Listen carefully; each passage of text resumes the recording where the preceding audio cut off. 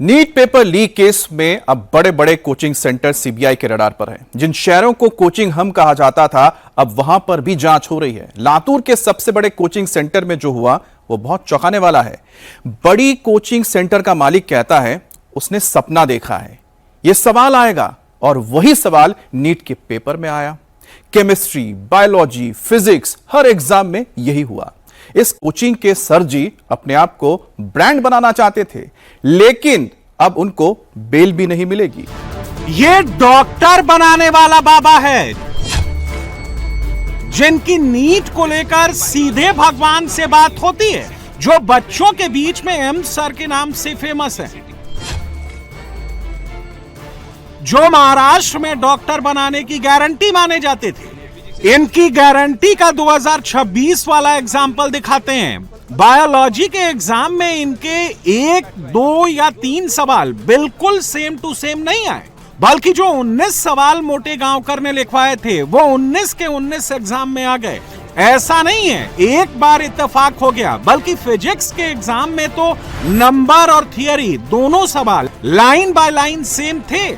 जब ये वीडियो बनाए जा रहे थे तब एम सर अपने सिक्स्थ सेंस की काबिलियत बता रहे थे। शिवराज मोटे गांवकर की कोचिंग आरसीसी में एडमिशन मिलना ही चैलेंज है, क्योंकि आरसीसी में एंट्री मिलने का अर्थ सीधे नीट से सीट मिलने की गारंटी माना जाता था। शिवराज मोटे गांवकर सरेआम दावा करता था जो उसके पास आएगा वो सीधे डॉक्टर बन जाएगा।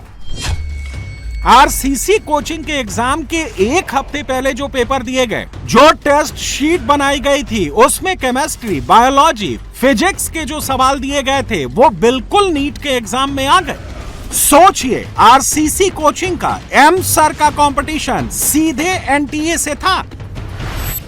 आरसीसी में ऐसा माहौल बनाया जाता था कि एनटीए वाले आरसीसी से पेपर बनाना सीखते हैं। वजह सिर्फ एक शख्स, एम सर। जब पेपर लीक की खबरें सामने आई, जब पेपर दोबारा होने का ऐलान हुआ, तो भी शिवराज मोटे गांवकर को ना तो डर लगा, ना उसको ये लगा कि अब पेपर लीक कैसे होगा,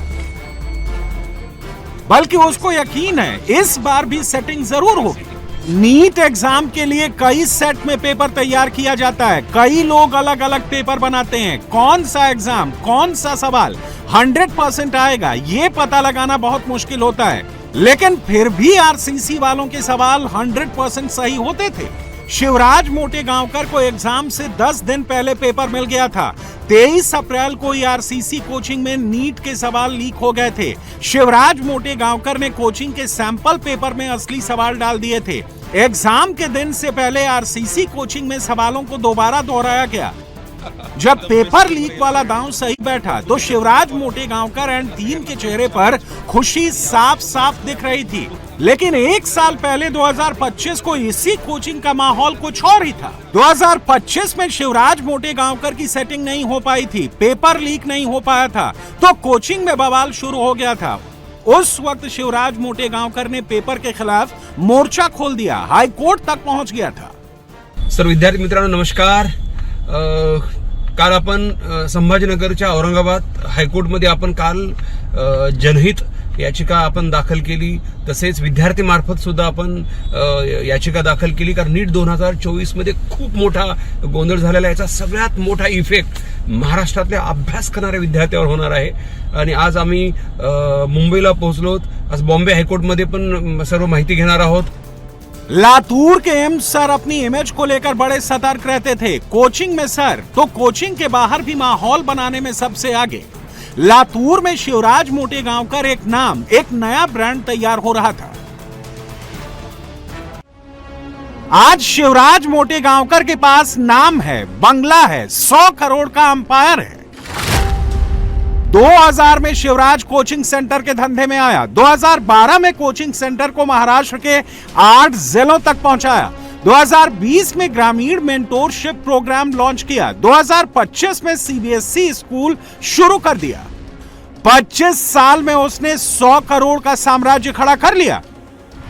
लातूर में जहां देखेंगे वहां पर शिवराज मोटे गांवकर के पोस्टर नजर आएंगे। शिवराज इस तरह से लोगों को अपने चंगुल में फंसाता, जो एक बार आता वो शिवराज मोटे गांवकर का भक्त बन जाता।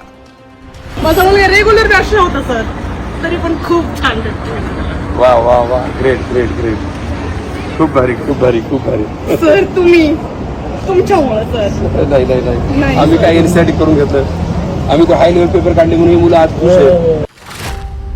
रेणुकाई करियर सेंटर यानी आरसीसी महाराष्ट्र का सबसे बड़ा कोचिंग सेंटर है. आरसीसी की लातूर, पुणे, नाशिक, छत्रपति संभाजीनगर, नांदेड़, सोलापुर, कोल्हापुर और अकोला में सेंटर्स हैं. करीब 40,000 से ज्यादा छात्र हर साल एडमिशन लेते हैं और फीस लाखों से शुरू होती है. 25 साल पहले शिवराज मोटेगांवकर की जिंदगी ऐसी नहीं थी. ये पेपर लीक वाले एम सर हैं जो कैमरा लेकर अपना अतीत दिखाने पहुंचे थे. 25 साल पहले इस घर के एक छोटे से कमरे में किराए पर रहते थे. उसमें भी शेयरिंग करनी पड़ती थी. साइकिल से ट्यूशन पढ़ाते थे. लेकिन आज एम सर कोचिंग दुनिया में एक ब्रांड बन गए थे. जो पढ़ाया वो एग्जाम में आया, जो सवाल रटाया वो एग्जाम में आया. लेकिन ये चमत्कार होता कैसे था, ये अब समझ में आ रहा है. तो एग्जाम खत्म होने के बाद जब हमने पेपर को एनालिसिस किया और एनालिसिस करने के बाद बच्चों के कुछ डाउट सॉल्व किए, और उसके बाद मुझे कोई परिचित मिलते हैं मेरे, वो मुझे बताते हैं कि नीट का पेपर जो है कुछ पीडीएफ जैसे वायरल हो रही है, कुछ पीडीएफ वगैरह जो है वो व्हाट्सएप पे और टेलीग्राम पे वायरल हो रही है. क्या आप उसमें से देख के बताइए कि उसमें से कोई पेपर आज, कोई क्वेश्चन जो है वो आज पेपर में आया है क्या. तो जब मैंने ये क्वेश्चन वो पीडीएफ को एनालिसिस किया, पीडीएफ को टैली किया, तो मुझे पता लगा कि उसमें से केमिस्ट्री के same to same 45 out of 45 question उस पीडीएफ में थे. ये देख के तो मुझे एक बार शौक सा लगा कि ऐसे कैसे हो सकता है. फिर हमने बायोलॉजी की पीडीएफ जो थी उसको भी टैली किया, और ये सब देखने के बाद हम लोगों ने मतलब मिलकर ये डिसीजन लिया कि हमें इसका जो है वो प्रशासन तक ये जानकारी पहुंचानी चाहिए. ऑलमोस्ट मैम उसमें 135 क्वेश्चन जो थे वो पीडीएफ में बहुत ज्यादा क्वेश्चन थे, लेकिन 135 पेपर से मैच कर रहे थे. वो 90 क्वेश्चन बायोलॉजी के और 90 क्वेश्चन बायोलॉजी के और 45 केमिस्ट्री के. फिजिक्स की हमारे पास कोई पीडीएफ वगैरह नहीं आई थी इसकी. शिवराज मोटेगांवकर अपने आप को ब्रांड मानता था. हर जगह पर अपना चेहरा चमकाता था. आरसीसी की वेबसाइट के मुताबिक शिवराज मोटेगांवकर ने फिजिक्स में एमएससी करते हुए स्वर्ण पदक जीता. हालांकि किस यूनिवर्सिटी में गोल्ड मेडल मिला ये नहीं बताया. जब सीबीआई ने शिवराज मोटेगांवकर को गिरफ्तार किया तो चेहरा छिपाना शुरू कर दिया.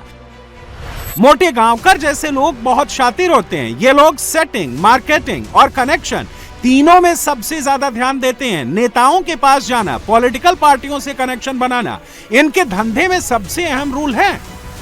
देखिए, ये जो क्लास चलाते हैं इन सब के पॉलिटिकल कनेक्शन ये लोग रखते ही रखते हैं. उनको मालूम है विदाउट पॉलिटिकल कनेक्शन अपन क्लास चला नहीं पाएंगे.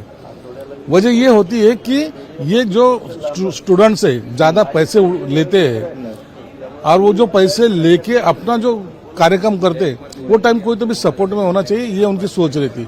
और पॉलिटिकल लोगों को ये पता नहीं होता. वो लगता है कोई किसी बच्चे को अपन चिट्ठी दे दिए तो 10-20 हजार रुपए कम करता है तो चलो अच्छा आदमी है, लेकिन उसका जो इफेक्ट है गैर फायदा उठाते वो लोग पॉलिटिकल कनेक्शन का. वहाँ उसका गैर फायदा उठाते हैं. लोगों को तकलीफ होती है, बच्चों को तकलीफ होती है, और फिर ऐसे मैनेज करके हुए पेपर निकलते हैं. और बच्चे जो सही मायने में मेहनत करते हैं वो फेल होते हैं, और जो ज्यादा ये नहीं करते वो पास हो जाते हैं. लेकिन क्या पॉलिटिकल लोगों को, ऐसे लोगों को संरक्षण देना चाहिए या कार्रवाई करनी? बिल्कुल देना नहीं चाहिए. अब तो कोई पॉलिटिकल इनको सपोर्ट भी नहीं करेगा. जब से आरसीसी का सच सामने आया है तब से लातूर में जमकर बवाल मचा हुआ है. हर दिन कोई न कोई आता है, आरसीसी पर अपना गुस्सा उतारता है. इस बार आरसीसी पर संभाजी ब्रिगेड ने तोड़फोड़ की. जो नीट में जो पेपर फुटी का वो हुआ है, मोटेगांवकर ने जो किया है, उसने उसके आर्थिक फायदे के लिए और उसको बच्चे को पास करवाने के लिए उसने नीट का पेपर लीक किया है, और बाकी के जो बच्चे हैं उनका भविष्य धोखे में डाल दिया है. इसकी वजह से हमने उसका निषेध व्यक्त करने के लिए हमने उसके जो क्लास है वहाँ पे उसका जो आरसीसी बोर्ड था उसका हमने तोड़फोड़ किया है. उसके ऊपर शाही फेंक के हमने हमारा निषेध व्यक्त किया है. जो भी इसमें दोषी है, जो शिक्षक है, जो भी उनके संबंध है, उनके ऊपर सख्त कार्रवाई होनी चाहिए और इसका सखोल चौकसी होना चाहिए. ये मैं संभाजी ब्रिगेड की वजह से मांग करता हूँ. अब तक पेपर लीक केस में 10 लोगों की गिरफ्तारी हो चुकी है. हर कड़ी एक दूसरे से जुड़ चुकी है. मनीषा गुरुनाथ मंधारे पेपर सेट करने वाली biology lecturer, PV Kulkarni paper set करने वाले केमिस्ट्री लेक्चरर। यहां से पेपर लीक होकर मनीषा वाघमारे के पास पहुंचा। मनीषा ने छात्रों को रैकेट से जोड़ा और कोचिंग सेंटर तक पहुंच बनाई।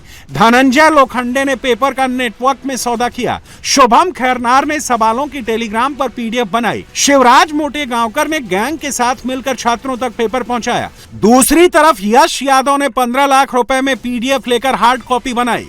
मांगी लाल ने 45 लाख रुपए में पेपर की डील की। मांगी लाल का भाई दिनेश बिम्बाल और बेटा विकास दोनों नेटवर्क में शामिल। पेपर लीक के सारे तार लगभग जुड़ चुके हैं। अब सीबीआई ये पता लगा रही है आरसीसी कोचिंग जैसी कितनी कोचिंग में पेपर का सौदा हुआ, कहां-कहां पर एग्जाम से पहले पेपर रटवाए गए।